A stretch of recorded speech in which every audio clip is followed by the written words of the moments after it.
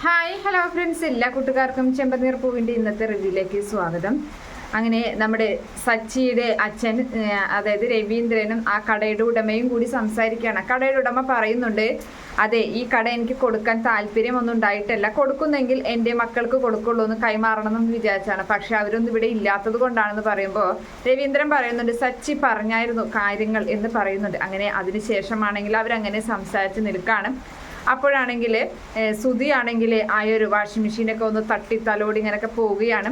അപ്പോൾ അയ്യോ, ഈ കട എനിക്ക് സ്വന്തമാവാൻ പോകുന്നതല്ലേ, അപ്പോൾ ഇതൊക്കെ എൻ്റെയും കൂടി സ്വന്തമല്ലേ, ഞാൻ പെട്ടെന്ന് എന്നൊക്കെ പറഞ്ഞിട്ട് അതൊന്ന് തുടച്ചൊക്കെ ഇങ്ങനെ പോകുന്നുണ്ട്. അപ്പോൾ അവിടെ ഒരു സ്റ്റാഫ് സാറിന് കുടിക്കാൻ എന്തെങ്കിലും എടുക്കട്ടെ എന്ന് ചോദിക്കുന്നുണ്ട് സുധിയോട്. അപ്പോൾ സുധി പറയാണ്, വേണ്ട, ഇപ്പോൾ വേണ്ട, എന്തായാലും ഈ കട എൻ്റെ സ്വന്തമാവട്ടെ, അപ്പം ഞാൻ നിങ്ങളോട് പറയാം എന്ന് പറയുന്നുണ്ട്. അങ്ങനെ അതിനുശേഷം സുധി പെട്ടെന്ന് തിരിഞ്ഞു നോക്കുമ്പോൾ ആ മുതലാളിയുടെ ആ ചെയർ, അതായത് ആ കറങ്ങുന്ന കസാര, അത് അവൻ്റെ കണ്ണിൽ പെടുകയാണ്. ഓടിച്ചെന്ന് സുധിയാണെങ്കിൽ അതിൽ ചെന്ന് ഇരിക്കുകയാണ്. അങ്ങനെ കുട്ടികൾ ആ കസാരയിൽ കറങ്ങുന്നത് പോലെ അതിലിരുന്ന് ഇങ്ങനെ വട്ടം കറങ്ങിക്കൊണ്ടിരിക്കുകയാണ്. ആ ഒരു കാഴ്ച ശ്രുതിയും കാണുന്നുണ്ട്. ശ്രുതി നേരെ ചന്ദ്രയ്ക്ക് കാണിച്ചു കൊടുക്കുകയും ചെയ്യുന്നുണ്ട്. നോക്കിയേ അമ്മേ, ഈ ഒരു കാഴ്ച കാണാനല്ലേ നമ്മൾ ആഗ്രഹിച്ചത്, നോക്കിയേ ശ്രുതി അവിടെ ഇരിക്കുന്നത് എന്ന് പറയുമ്പോൾ അതെ അതെ, എന്തായാലും ഒരുപാട് സന്തോഷമായി എന്നിങ്ങനെ ചന്ദ്ര പറയാണ്.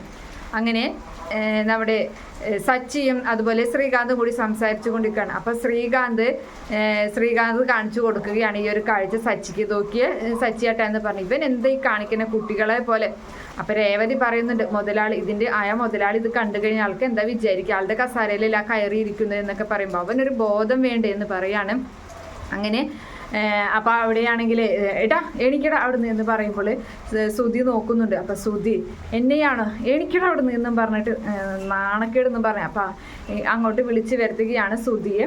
അങ്ങനെ സുധിയോട് പറയുന്നുണ്ട്, നീ എന്തുട്ടി കാണിക്കുന്നത് ഇരുന്നിട്ട്, നീ ഇപ്പോൾ ഇവിടെ ഇരുന്ന് കറങ്ങാൻ വന്നിട്ടുള്ളതാ, എന്താണ്ട് ബസ്സിൽ സീറ്റ് പിടിക്കണ പോലെ ചെന്നിരിക്കുന്നുണ്ടല്ലോ, എന്തുട്ടാടാ ഇതൊക്കെ എന്നൊക്കെ ചോദിക്കുന്നുണ്ട്. അപ്പോൾ ചന്ദ്ര പറയാണ്, അതിനെന്താ, എൻ്റെ മോൻ അതിലിരുന്നോട്ടെ, എൻ്റെ മോന് ഇനി അവകാശപ്പെട്ടതില്ല, അത് എൻ്റെ മോന് കറങ്ങുന്ന കസാര, അവനത് നല്ല ഭംഗിയുണ്ടായിരുന്നു എന്നൊക്കെ പറയാണ്. എങ്കിലേ നിങ്ങൾക്കൊരു കാര്യം ചെയ്യുന്നില്ലേ, ഒരു 4000 ഉറുപ്പിക എടുത്താൽ അങ്ങനത്തെ ഒരു കസാര കിട്ടുമല്ലോ, വീട്ടിൽ കൊണ്ടുവന്നിട്ട് നിങ്ങൾക്ക് മോനെ ഇരുത്തിയിലായിരുന്നു കറക്കായിരുന്നില്ലേ എന്ന് ചോദിക്കുകയാണ്. നീ ഒന്നും മിണ്ടാതിരുന്നേടാ എന്ന് ചന്ദ്ര സച്ചിയോട് ദേഷ്യപ്പെടുന്നുണ്ട്. അങ്ങനെ വീണ്ടും നമ്മുടെ സുധി ആ കസാരയിൽ ചെന്നിരിക്കുകയാണ്. അപ്പോൾ ആ കടയുടെ ഉടമ അവിടേക്ക് വരുന്നുണ്ട്. അപ്പോൾ അദ്ദേഹത്തെ കണ്ടിട്ട്, അയ്യോ സോറി സാർ, കണ്ടപ്പോൾ ഒരു ആഗ്രഹം തോന്നി ഇരിക്കാനായിട്ട് എന്ന് പറയുന്നുണ്ട്. അങ്ങനെ സച്ചി അദ്ദേഹത്തിൻ്റെ അരികിലേക്ക് വന്നിട്ട് പറയാണ്, അതെ, എന്തായി കടക്ക് ഇഷ്ടപ്പെട്ടു എന്ന് ചോദിക്കുമ്പോൾ ഒരുപാട് ഇഷ്ടപ്പെട്ടു എന്ന് സുധി പറയുന്നുണ്ട്.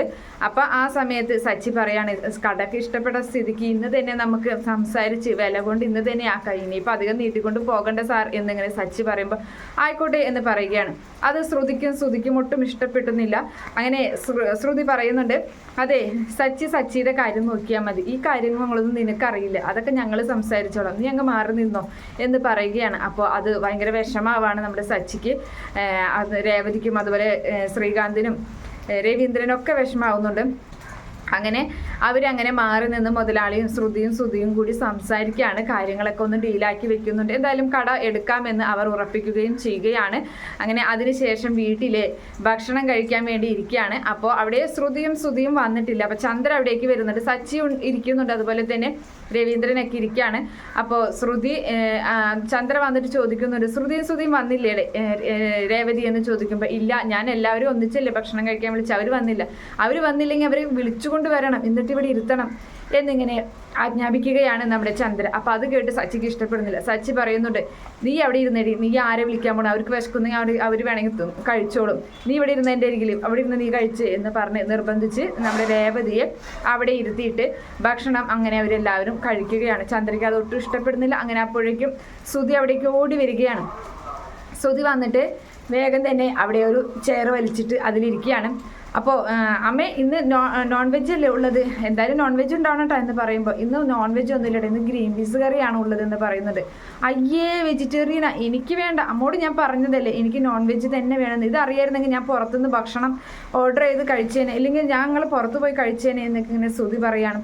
അപ്പോൾ സച്ചി പറയുന്നുണ്ട്, അല്പന് ഐശ്വര്യം വന്നാലെന്നുള്ള ആ ഒരു പഴഞ്ചൊല്ലുണ്ടല്ലോ, അതിങ്ങനെ പറഞ്ഞ് നിർത്താണ്.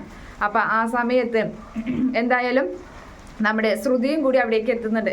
അപ്പോൾ കടയ്ക്ക് എന്ത് പേരിടണമെന്നായി പിന്നെ അടുത്ത ചർച്ച. അപ്പോൾ കടയ്ക്ക് പേരിടാനായിട്ട് നല്ലൊരു പേര് കണ്ടെത്തിയിട്ടില്ല, ഉടനെ പേര് കണ്ടെത്തണം എന്നിങ്ങനെ പറയുന്നുണ്ട്.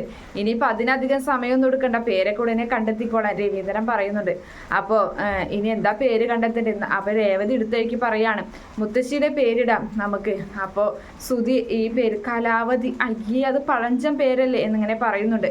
അതിനെന്താടാ പഴഞ്ചൻ പേര്, എൻ്റെ അമ്മയുടെ പേരാടാ, അതിനെന്താ എന്നൊക്കെ ചോദിച്ചിട്ട് രവീന്ദ്രൻ അങ്ങനെ സംസാരിക്കുകയാണ്. അപ്പോൾ രേവതിയോട് പറയുന്നുണ്ട് ചന്ദ്ര, നീ മിണ്ടാതെ അവിടെ ഇരുന്ന് നീ എന്തിനു ആവശ്യമില്ലാത്തതിലൊക്കെ അഭിപ്രായം പറയുന്നത്? അവർക്ക് ഇഷ്ടപ്പെട്ട പേര് അവർ കണ്ടെത്തിക്കോളും. എന്തായാലും അവർക്ക് അവരുടെ മനസ്സിൽ ഒരു പേര് എന്തായാലും ഉറപ്പായിട്ടും ഉണ്ടായിരിക്കും. അപ്പം അത് ചന്ദ്രയുടെ പേര് ഉണ്ടായിരിക്കുമെന്നാണ് ചന്ദ്ര അവിടെ വിചാരിക്കുന്നത്. പക്ഷേ ചന്ദ്രയുടെ പേര് അവർ ഒട്ടും പറയുന്നുമില്ല. അങ്ങനെ ആ സമയത്ത് ഇത് ഉദ്ഘാടനം ചെയ്യിക്കണ്ടേ എന്നിങ്ങനെ ശ്രീകാന്ത് ചോദിക്കുകയാണ്. അപ്പോൾ അതെ, ഉദ്ഘാടനം ചെയ്യാൻ ആരെങ്കിലും കണ്ടുവച്ചിട്ടുണ്ടോ? അപ്പോൾ സച്ചി പറയുന്നുണ്ട് അച്ഛനെ കൊണ്ട് ഉദ്ഘാടനം ചെയ്യിച്ചാൽ മതി, അച്ഛൻ ചെയ്ത് കഴിഞ്ഞാൽ നല്ല ഐശ്വര്യം ഉണ്ടായിരിക്കും എന്ന് പറയുമ്പോൾ അതൊക്കെ പിന്നെ തീരുമാനിക്കും, ഉദ്ഘാടനമൊക്കെ പിന്നല്ലേ എന്നും പറഞ്ഞ് ശ്രുതി അവിടെ നിന്നും തടി തപ്പുന്നുണ്ട്. അങ്ങനെ നേരെ റൂമിലേക്ക് പോവുകയാണ്. അതേ സമയത്ത് റൂമിലാണെങ്കിൽ ശ്രുതിയും വീണ്ടും ഈ പേരിനെ കുറിച്ച് ഒക്കെ ചർച്ച ചെയ്യുകയാണ്. അപ്പം ഗൂഗിളിലൊക്കെ നോക്കുന്നുണ്ട്, നല്ല പേരുകളൊക്കെ തന്നെ നമ്മുടെ ശ്രുതി, പക്ഷേ ശ്രുതിക്ക് ഒന്നും തന്നെ ഇഷ്ടപ്പെടുന്നില്ല. അങ്ങനെ ശ്രുതി പറയുകയാണ്, അതെ ഒരു കാര്യം ചെയ്യാം, നമ്മൾക്ക് നിൻ്റെ ആദ്യത്തെ സ്പെല്ലിങ്ങും എൻ്റെ ആദ്യത്തെ പേരിൻ്റെ സ്പെല്ലിങ്ങും കൂടിയിട്ട് അങ്ങനെ SS ഹോം അപ്ലയൻസ് എന്നിട്ടാലോ എന്ന് ചോദിക്കുകയാണ്. അപ്പോൾ അത് വേണ്ട, കാരണം രേവതിയും സച്ചിയും കാറിന് ആ ഒരു പേരല്ലേ, അവരുടെ ആദ്യത്തെ അക്ഷരങ്ങൾ വെച്ചിട്ടുള്ള പേരല്ലേ ഇട്ടിട്ടുള്ളത്, നമ്മൾ അത് ചെയ്ത് കഴിഞ്ഞാൽ അവർ വിചാരിക്കും അവരെ കോപ്പി അടിച്ചതാണെന്ന്. അപ്പോൾ അത് വേണ്ട എന്ന് പറയുമ്പോൾ അത് ശരിയല്ലേ എന്നിങ്ങനെ നമ്മുടെ ശ്രുതി പറയുന്നുണ്ട്. അപ്പോൾ ശ്രുതി പറയാണ്, എന്നാലേ ഒരു കാര്യം ചെയ്യാം, ശ്രുതിയുടെ അച്ഛൻ്റെ പേരിട്ടാലോ എന്ന് ചോദിക്കുകയാണ്. അപ്പോൾ ശ്രുതി പറയുന്നുണ്ട്, എൻ്റെ അച്ഛൻ്റെ പേരിടാനായിട്ട് അദ്ദേഹം തന്നതല്ലല്ലോ ഈ പൈസ തന്ന ആളെ പേരിടണമെങ്കിൽ നീലിമയുടെ പേരിടേണ്ടി വരും എന്ന് ശ്രുതി അങ്ങനെ പറയുന്ന സമയത്ത് ശ്രുതിക്ക് ദേഷ്യം വരാണ്. ശ്രുതി, നീ ഇപ്പോഴും അവളെ മനസ്സിലിട്ടുകൊണ്ട് നടക്കുകയാണോ? ഞാനൊരു തമാശ പറഞ്ഞതാ. അല്ല പിന്നെ എന്തിനാ നീ അവൾക്ക് നമ്മൾ കഷ്ടപ്പെട്ട് ഉണ്ടാക്കുന്ന ഇതിനെ നീ അവളുടെ പേരിടണമെന്ന് പറഞ്ഞത്? എടി ശ്രുതി, ഞാൻ വെറുതെ പറഞ്ഞത്, നീ പെണങ്ങല്ലേ എന്നൊക്കെ പറഞ്ഞിട്ട് അങ്ങനെ. അപ്പം ശ്രുതിക്ക് ദേഷ്യം വരുമ്പോൾ ശ്രുതിയെ ബെഡിലേക്ക് അങ്ങനെ തട്ടിയിടുകയാണ്. അപ്പോൾ എന്ന് പറഞ്ഞിട്ട് നമ്മുടെ ശ്രുതി ഒച്ചെടുക്കുന്നുണ്ട്. ആ ഒരു സൗണ്ട് കേട്ടിട്ടാണ് സച്ചി അതിലെ പോകുന്നുണ്ട്. അപ്പോൾ സച്ചി ഇങ്ങനെ പെട്ടെന്ന് ശ്രദ്ധിക്കുകയാണ്, ഇവനിങ്ങനെ ഒച്ചെടുത്ത് കണ്ടപ്പോൾ ശ്രദ്ധിക്കുന്നുണ്ട്. അപ്പോൾ ആ സമയത്ത് ആണ് ഇവരുടെ സംസാരം കേൾക്കുന്നത്. അങ്ങനെ ആ നേരത്ത് ശ്രുതി പറയാണ്, അത് ശരിയാ, നിങ്ങൾ വീഴാൻ പോയപ്പോൾ അമ്മയെന്ന് വിളിച്ചില്ലേ, നമുക്ക് അമ്മയുടെ പേരിട്ടാലോ ഷോപ്പിന് എന്ന് ചോദിക്കുകയാണ്. അപ്പോൾ ശ്രുതി പറയുന്നുണ്ട്, അത് ശരിയാവില്ല, അമ്മയുടെ പേരോ, എന്താ നിങ്ങളെ ഏറ്റവും കൂടുതൽ ഇഷ്ടമുള്ളത് നിങ്ങളുടെ അമ്മയ്ക്കല്ലേ എന്ന് പറയുന്നുണ്ട്. ശ്രുതി എന്താ പിന്നെ അമ്മയുടെ പേരിടാൻ സമ്മതിക്കാത്തതെന്ന് ശ്രുതി ചോദിക്കുന്ന സമയത്ത് ശ്രുതി പറയുന്നുണ്ട്, അമ്മയുടെ പേരിനൊരു ഐശ്വര്യമില്ലടി, കാരണം അതൊരു രാശിയില്ലാത്തതാണ്. നിന്റെ ആദ്യത്തെ ബ്യൂട്ടി പാർലറിന് ആ ഒരു പേരല്ലേ ഇട്ടിരുന്നത്, ഇപ്പോൾ ആ ബ്യൂട്ടി പാർലർ പോയില്ലേ, അത് ഫ്രാഞ്ചൈസിങ് കൈമാറിയത് കൊണ്ടല്ലേ എന്ന് ശ്രുതി ചോദിക്കുകയാണ്. അത് തന്നെയല്ല സച്ചി, രേവതിയുടെ കടയ്ക്ക് ആ പേരല്ലേ ഇട്ടത്, ആ കട ഇപ്പോൾ ഒരു പൊടി പോലും ഇല്ല, അതുകൊണ്ട് അമ്മയുടെ പേരിനൊരു ഐശ്വര്യമില്ല, അമ്മയുടെ പേരിലിട്ട 2 ഷോപ്പും ഇപ്പോൾ കാണാതായി, അതുകൊണ്ട് നമുക്ക് ആ പേര് വേണ്ട എന്നിങ്ങനെ പറയുകയാണ്. അപ്പോൾ സച്ചിയാണെങ്കിൽ ഈ ഒരു കാര്യം തന്നെ എല്ലാം പറയുന്നതെല്ലാം തന്നെ മൊബൈലിൽ റെക്കോർഡ് ചെയ്യുന്നുണ്ട്. അങ്ങനെ സച്ചി നേരെ അകത്തേക്ക് കയറിക്കോട്ടെ എന്ന് ചോദിക്കുകയാണ്. അപ്പോൾ അതാരാ എന്നിങ്ങനെ ചോദിക്കുന്നുണ്ട്. അങ്ങനെ നേരെ റൂമിലേക്ക് വരികയാണ്. എടാ, നിനക്ക് നല്ലൊരു പേര് ഞാൻ പറഞ്ഞു തരാം, നീ നമ്മുടെ അമ്മയുടെ പേരിട്ടാൽ മതി എന്നിങ്ങനെ പറയാണ്. അത് ഞങ്ങൾ തീരുമാനിച്ചോളാം എന്ന് പറയാം. നിങ്ങൾ തീരുമാനിക്കേണ്ട, നീ പറഞ്ഞതൊക്കെ തന്നെ ഞാൻ കേട്ടു പുറത്ത് നിന്നിട്ട്. അപ്പോൾ ശ്രുതി പറയുന്നുണ്ട്, നിനക്ക് നാണമില്ലേ ഞങ്ങളുടെ റൂമിൽ ഒളിഞ്ഞു നോക്കിയിട്ട് ഇങ്ങനെ കേൾക്കാനായിട്ട് എന്ന് ചോദിക്കുമ്പോൾ, ഞാൻ എൻ്റെ അമ്മയെ പറ്റി പറയുന്ന കേട്ടിട്ട് വന്നതാണ്, അല്ലാതെ നിങ്ങൾ സംസാരിക്കുകയാണെങ്കിൽ ഞാനതൊന്നും ആ ഭാഗത്തേക്ക് തിരിഞ്ഞു നോക്കില്ല, ഞാൻ എല്ലാം ഈ ഫോണിൽ റെക്കോർഡ് ചെയ്ത് വെച്ചിട്ടുണ്ട് എന്ന് പറഞ്ഞിട്ട് ആ ശബ്ദം കേൾപ്പിക്കുകയാണ്.